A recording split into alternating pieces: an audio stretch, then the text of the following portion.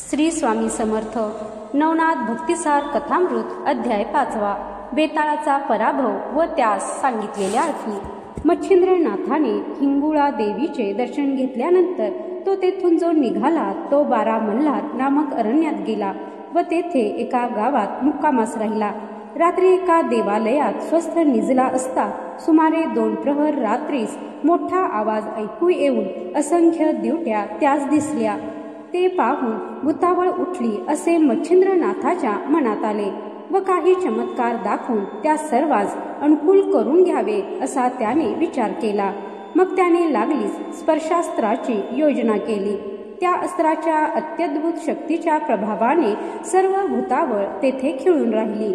त्यांना हालचाल करता येईना व ती सर्व भूते झाडाप्रमाणे चिकटून राहिली.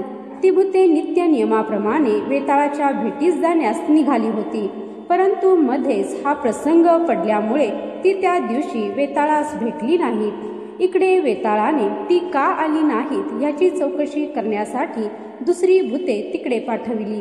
मग 5-7 भूते वेताळाची आज्ञा मान्य करून शरबतीरी आली आणि शोध करून पाहू लागली. तो ह्यांची अशी झालेली अवस्था त्यांच्या दुरून दृष्टीस पडली. मग ती त्यांच्याजवळ जाऊन चौकशी करू लागली. तेव्हा तेथे कोणी एक सिद्ध आला असून त्याच्या सामर्थ्याचा हा सर्व खेळ असल्याचे समजण्यात आले. मग तो सिद्ध कोठे उतरला आहे याचा तपास करीत फिरत असता मच्छिंद्रनाथास वेताळांकडून आलेल्या भूतांनी पाहिले.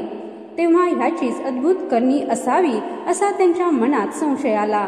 मग त्या भूतांनी मच्छिंद्रनाथाजवळ जाऊन त्याची प्रार्थना केली की स्वामी, ही भूते पतित आहेत, यांची मुक्तता करावी, म्हणजे ती गरीब बिचारी आपापल्या कामकाजास जातील.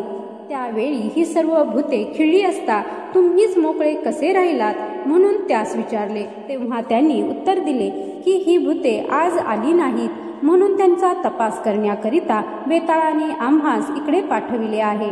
तर महाराज यांची सुटका करावी, म्हणजे ही वेताळाकडे पाया पडण्यासाठी जातील.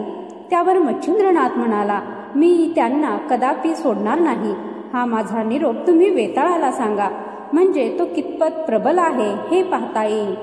मच्छिंद्रनाथाचा असा अभिप्राय पडल्यानंतर ती भूते लागलीच परत वेताळाकडे गेली आणि त्याच्या पाया पडून म्हणाली की तिकडे एक योगी आला आहे. त्याने शरबतीरावरची भूते मंत्राच्या जोराने एका जागी खिळवून टाकली आहेत व तुम्हालाही तसेच करून टाकण्याचा त्याने निश्चय केला आहे. हे ऐकताच वेताळाची नखशिखात आग झाली. त्याने सर्व देशातील भूताबळ आणण्यासाठी जासूद पाठविले. त्याप्रमाणे सर्वांनी येऊन वेताळास नमस्कार केला. त्यांना वेताळाने सारा कच्चा मजकूर कळविला. मग सर्वजण आपापल्या फौजेनिशी शरबतीरी येऊन दाखल झाले व तेथे भयकारक भूतचेष्टा करून दाखवू लागले. हे मच्छिंद्रनाथाने पाहून भस्म मंत्रून ठेविले व त्यांचा प्रताप किती आहे हे पाहण्याच्या विचाराने काही वेळ उगाचच राहिला. पुढे त्याने वज्रस्त्र मंत्र जपून सभोवताली एक रेघ ओढली व वज्रशक्ती मस्तकावर धरिली. तेने करून भूतांना जवळ जाता येईनासे झाले. भूतांच्या राजांनी झाडे डोंगर नाथावर टाकिले, परंतु त्यांचे काही चालले नाही. त्यांनी आपल्याकडून सर्व शस्त्रे अस्त्रे सोडून इलाज केले, परंतु मच्छिंद्रनाथापुढे ते दुर्बळ ठरले.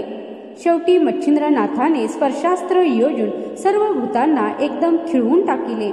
त्यावेळी पिशाच्यांना अष्टनायकांपैकी झोटिंग, खेळता, बावरा, मंगदा, मुंजा, महिषासूर व धुळोवान हे 7 जण मच्छिंद्रनाथांचे पाय धरून ओढण्याची वाट पाहत होते. पण तितक्यात नाथाने चपळाईने वज्रास्त्र सिद्ध करून ते सर्व दिशांकडे संरक्षणासाठी ठेविले व दानवास्त्र सिद्ध करून मृदू, कुमंग, मरु, मलिमल, मुचकुंद, त्रिपूर, बळजेठी हे 7 दानव निर्माण केले. मग 7 दानव व 7 भूतनायक यांची झोंबी लागली. एक दिवसभर त्यांचे युद्ध चालले होते, पण दानवांनी त्यास जर्जर करिताच ते अदृश्य झाले. शेवटी मच्छिंद्रनाथाने वासवशक्ती सोडून वेताळास मूर्छित केले. त्याची अगदी प्राण जाण्याची वेळ आली. तेव्हा निरुपाय होऊन त्याने निरभिमानाने मच्छिंद्रनाथास शरण जाऊन प्राण वाचवून घेण्याचा बेत केला. मग वेताळासह सर्व भूतनायकांनी मच्छिंद्रनाथाची प्रार्थना केली की आमच्या मरणाने तुला कोणता लाभ व्हायचा आहे. आमचे प्राण वाचविल्याने आम्ही जगात तुझी कीर्ती गाऊ व तू सांगशील ते काम करू. यमाजवळ यमदूत आहेत, विष्णूजवळ विष्णुदूत आहेत. त्याचप्रमाणे आम्ही अवघे आपापल्या पिशाच्य फौजेसहित तुझ्याजवळ राहून तुझा हुकूम मानू. हे वचन जर आम्ही असत्य करू तर आम्ही आमच्या पूर्वजास नरकात टाकू.